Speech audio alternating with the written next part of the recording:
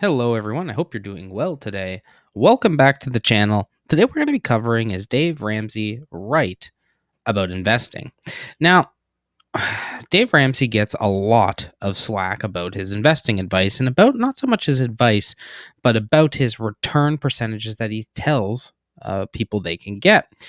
He talks about getting an 8 to a 10% return on investment over the long run.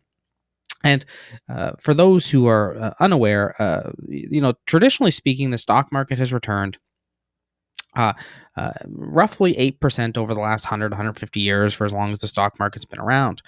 Now, the problem is that over time, these average rates of return have typically seen a downward pressure. And the reason for this is simply because we're going into low interest rate environments, and a lot of fixed income are yielding less, and a lot of the kind of the safety nets yielding less, meaning equities are not yielding as much. Now obviously there's exceptions to this, but it's a general rule of thumb. This is true. And so a lot of people say that Dave Ramsey's 10% return on investment is simply not possible. Now, Dave Ramsey receives a lot of slack from the investing community and from the overall financial planning community. So, one thing I will say right from the get go is that Dave Ramsey's debt advice is absolutely phenomenal, in my opinion. Not in every single instance, of course, but in the overwhelming majority of them. But here's one thing that I will agree with Dave Ramsey is that if you're not invested, your return, your ROI will equal 0%. And invested could be in anything, not just the stock market or anything like that. And so what happens is there's this term out there called analysis paralysis. Let's try to spell this. Analysis paralysis. Okay?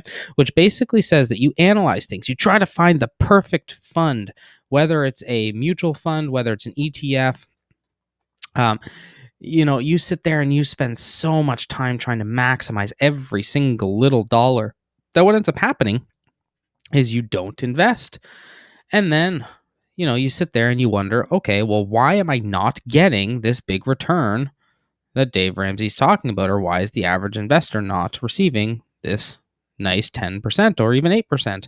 Heck, I think the last study I read, so I referenced it in another video.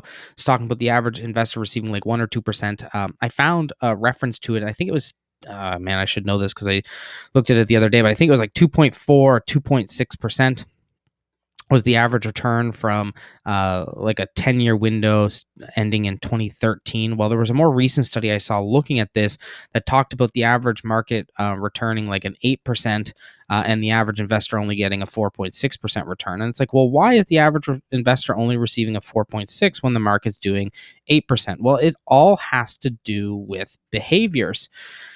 And so I know this isn't my typical whiteboard video, but behavior really influences everything. And so ultimately, when we go back up to is Dave Ramsay right about investing? Absolutely. If you are not invested, you are not going to get any return. So it's better following Dave's advice than doing nothing.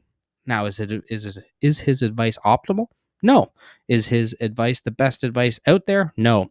But is it simple? Is it easy to follow? And is it something that the everyday person can do? Absolutely. And they're going to end up in a far better place than they would have ended up themselves. Now, I just want to reiterate, there is better ways. I don't want to get into a whole bunch of heat thinking that I 100% agree with Dave Ramsay. However, I do just want to address it because I think it's important. I'd rather people start investing and then make changes than try to mentally make changes but not actually invest.